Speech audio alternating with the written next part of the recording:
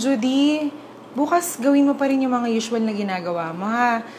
Pakidagdag mo na lang yung paglilinis at pag-aayos ng kwarto. Kasi darating yung anak ko from States. Magsistay siya dito ng 1 taon para asikasuhin yung ibang business namin. Tagal din niyang hindi umuwi, kaya excited akong makita yung nag-iisang anak ko. Sige po, ma'am. Yung mga grocery po ba natin tsaka yung laman sa ref, kailangan po nating dagdagan. Naisip ko lang po na baka may gustong pagkaing Pinoy yung anak niyo kasi matagal na din siya sa US. Oo nga, no? Hindi ko naisip yan sa dami ng iniisip ko. Buti na lang, nandyan ka. Alam mo, ang swerte ng mapapangasawa mo kasi napaka-maalalahanin mo at maalaga mo. Naiisip mo pa yung mga ganyang bagay. Hayaan mo tatanungin ko, ha, tapos sabihan kita agad. Sige po, ma'am. Natural na po siguro sa akin yun kasi panganay po ako sa aming magkakapatid. Sige po, ma'am, may tatapusin lang po ako sa laundry area.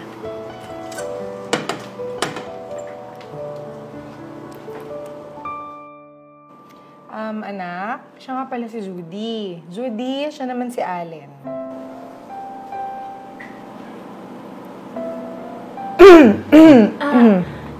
Hello po, sir. Welcome to the Philippines po. I hope you enjoy your stay here. Nakakatuwa ka naman. Salamat, ha. Mami, nagugutom na ako. May nakahain na ba dyan? Sir, may sinigang po. Sabi po kasi ni Ma'am Grace, favorite niyo po yun. Ihahanda ko lang po. Tara, kain na tayo.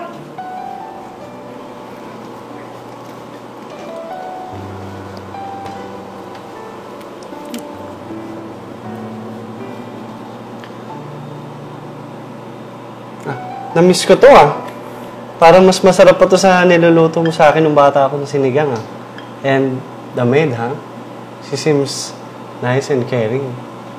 Sigurado ako mo, naalagaan at sasama ka na maayos dito.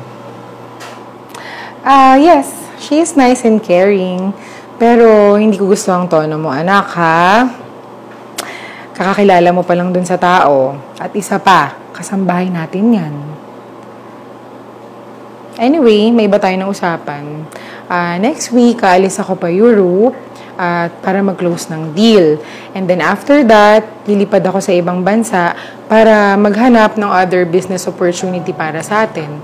Medyo matatagalan ng pag-uwi ko. Mga 3 months siguro akong mawawala. Ma'am, kakauwi ko lang, tapos alis ka na agad. Hindi naman porket business din ang dahilan ng pag-uwi ko dito, Aalis ka na. Ilo-look forward ko rin na sana makasama kita. I'm sorry, anak, but this is how it is. Kailangan natin maghanap buhay. Kung meron kang mga hindi alam dito sa bahay, pwede ka naman magtanong kay Judy. Maaasahan yan. Halika na, kain na tayo.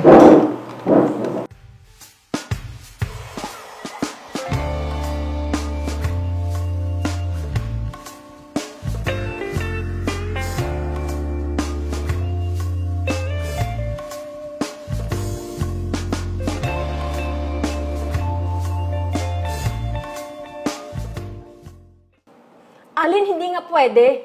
Tigil na natin to. Ang dami ko pang pangarap para sa mga kapatid ko. Ayoko rin masira yung tiwala na binigay sa akin ni Ma'am Grace. Saka, ano lang ako, katulong niyo lang ako. Hindi ako nababagay para sa'yo. Anong katulong lang? Kahanga-hanga pagtingin ko sa'yo, Judy. Pagmamahal mo sa pamilya mo, ang pag-aalaga mo sa amin ni Mami, pagiging matatag mo, determinasyon mo para maabot yung mga pangarap mo. Sino ba namang hindi mapapaibig sa'yo, Judy? You're an extraordinary woman. Hindi ka katulong lang. Ano ibig sabihin nito? Ma'am, mag-i-explain po ako. Ma'am, sorry po kung napamahal ako sa anak niyo sa maiksing panahon. Hindi ko po sinasadya. Ako na lang yung aalis, ma'am. Judy, ano ba? Mahal ko si Judy. Kung palalayasin mo siya dahil hindi ka sang-ayon sa relasyon namin dalawa, isusuko ko na lang lahat na meron ako para ipaglaban ko siya.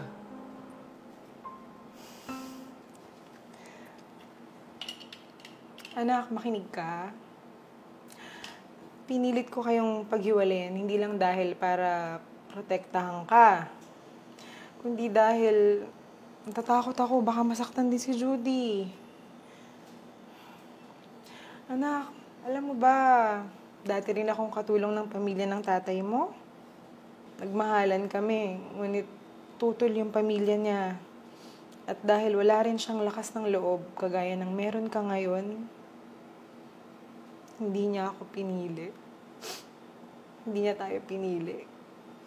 Pinabilig mo ako, anak. At dahil dyan, hindi ko pagdadamot sa inyo ang pagkakataong maiparanas yung hindi sa akin na iparanas ng ama mo noon. Susuportahan ko kayo. Thank you, Ma. Halika dito, Judy.